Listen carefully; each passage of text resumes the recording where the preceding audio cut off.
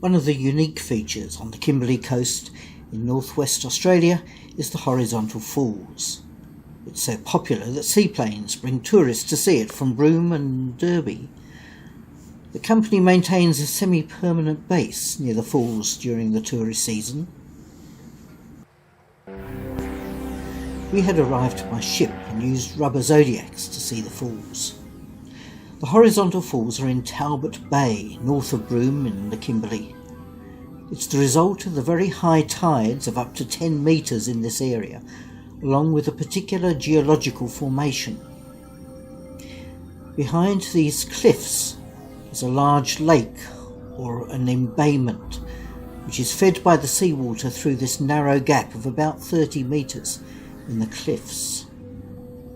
These cliffs are made of Pentecost sandstone, about 1,800 million years old. As the tide rises, so the water swirls and banks as it flows through the narrow gap. We went through at low tide, so there was little water banked up. However, there were still some swirls in the water. A little like rapids, these swirls and banking of the water change direction twice a day as the tides rise and fall.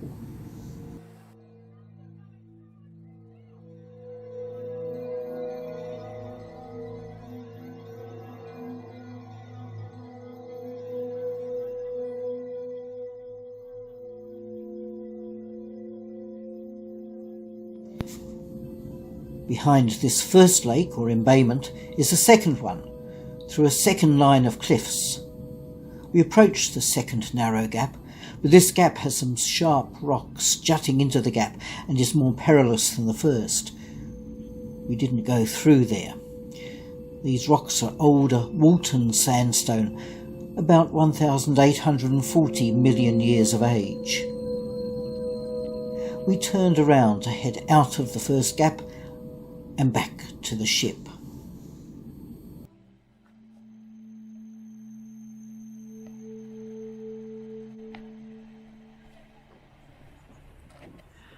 Some of the geological features of the horizontal falls are replicated in Talbot Creek, also known as Cyclone Creek, as some companies use this creek to hide their boats and equipment during cyclones.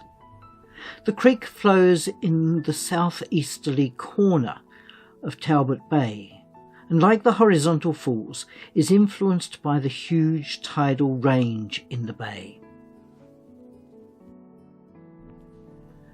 As with the horizontal falls, the creek flows through a gap in the folds of the Pentecost sandstone. This gap is a little larger than that of the horizontal falls, and the tides do not create quite the same turbulence.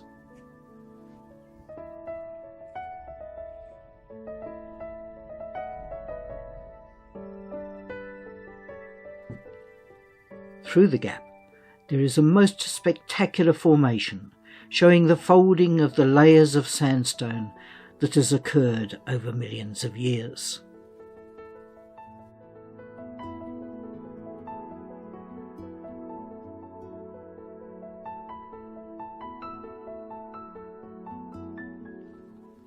The creek then turns and runs through a valley parallel to the first embayment of the horizontal falls. While the embayment in the horizontal falls was created by the erosion of the Elgey siltstone, a remnant of the siltstone remains in the valley of the creek. In some places, the erosion of the siltstone is evident in piles of small stones. Near here, the creek turns again through a second gap, as in the horizontal falls, and becomes too shallow to take the boat much further.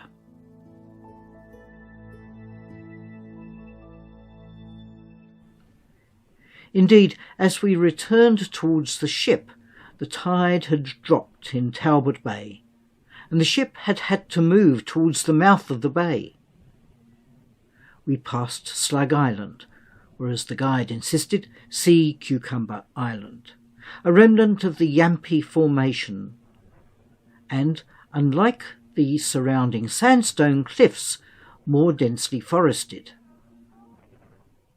This unique landscape has been formed over millions of years and will continue to change with such forces as the tides and earthquakes.